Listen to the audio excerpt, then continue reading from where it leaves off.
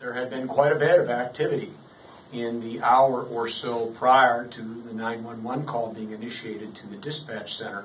What you had here was an armed robbery. Two individuals dressed in black clothing, wearing masks and brandishing handguns, entered into the back of Culver's, where four contractors were there merely to help with the remodeling efforts of that store franchise.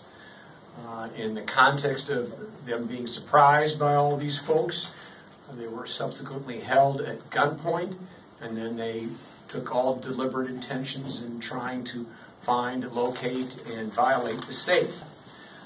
Again, imagine, if you will, the utter suspension of fear and terror when you are literally being held siege or captive at gunpoint for close to an hour, if not more.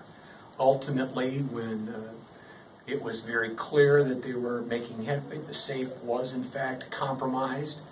It was very observable to anyone who would have had any basic understanding that one of the victims, subsequently the deceased, clearly was suffering from a medical emergency.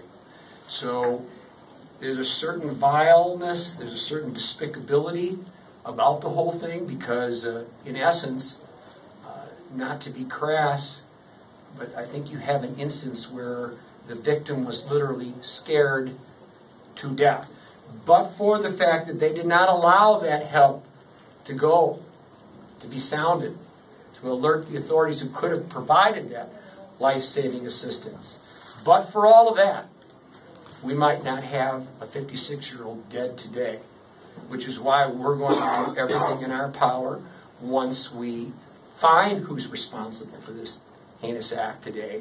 We'll probably be looking at a felony murder charge. Our victim witnesses are able to ascertain there were two of them. One, it looks like they were both 20 to 30 something. One was a little taller than was the other. Both appeared to be African American. One was light skinned, complected. One was darker.